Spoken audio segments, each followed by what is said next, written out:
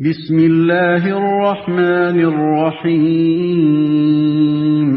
اللہ کے نام سے جو رحمان اور رحیم ہے۔ وَأَتِمُّوا الْحَجَّ وَالْعُمْرَةَ لِلَّهِ فَإِنْ أُحْصِرْتُمْ فَمَا اسْتَيْسَرَ مِنَ الْهَدْيِ وَلَا تَحْلِقُوا رُؤُوسَكُمْ حَتَّى يَبْلُغَ الْهَدْيُ مَحِلَّهُ، فَمَنْ كَانَ مِنْكُمْ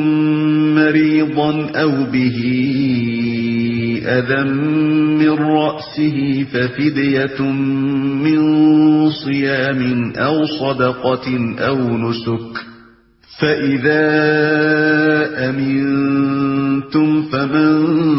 تَمَتَّعَ بِالْعُمْرَةِ إِلَى الْحَجِّ فَمَا اسْتَيْسَرَ مِنَ الْهَدْيِ،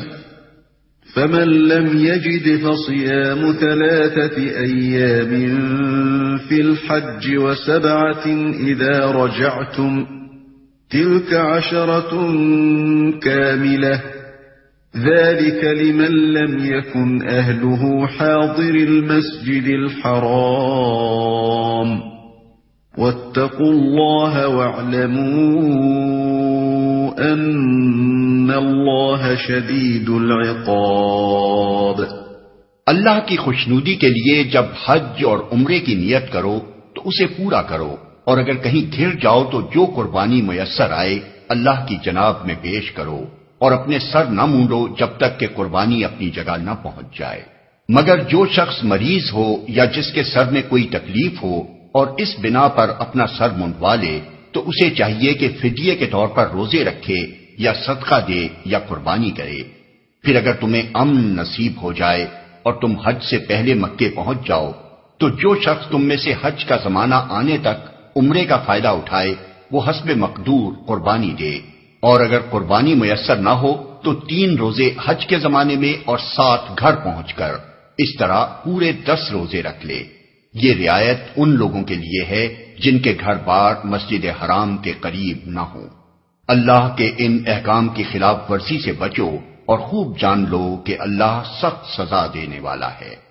اللہ کی جناب میں پیش کرو، یعنی اگر راستے میں کوئی ایسا سبب پیش آ جائے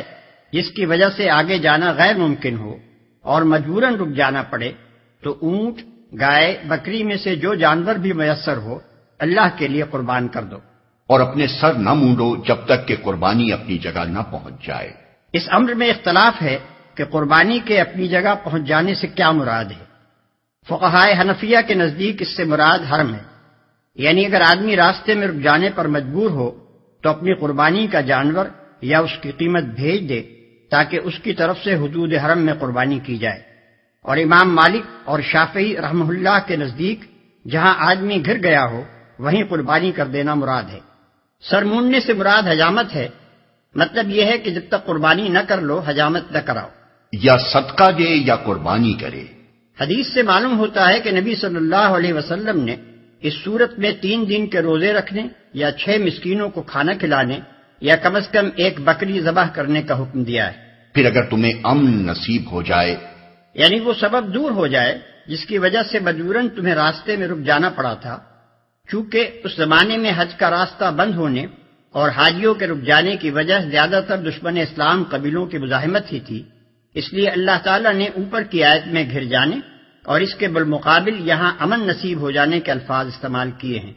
لیکن جس طرح گھر جانے کے مفہوم میں دشمن کی مزاحمت کے علاوہ دوسرے تمام موانع شامل ہیں، اسی طرح امن نصیب ہو جانے کا مفہوم بھی ہر مانع و مزاحم چیز کے دور ہو جانے پر حاوی ہے۔ یہ رعایت ان لوگوں کے لیے ہے جن کے گھر بار مسجد حرام کے قریب نہ ہوں۔ عرب میں جاہلیت میں یہ خیال کیا جاتا تھا کہ ایک ہی سفر میں حج اور عمرہ دونوں ادا کرنا گناہ عظیم ہے۔ ان کی خود ساختہ شریعت میں عمرے کے لیے الگ اور حج کے لیے الگ سفر کرنا ضروری تھا۔ اللہ تعالیٰ نے اس قید کو اڑا دیا اور باہر سے آنے والوں کے ساتھ یہ رعایت فرمائی کہ وہ ایک ہی سفر میں عمرہ اور حج دونوں کر لیں۔ البتہ جو لوگ مکہ کے آس پاس میقاتوں کی حدود کے اندر رہتے ہوں انہیں اس رعایت سے مستثنا کر دیا، کیونکہ ان کے لیے عمرے کا سفر الگ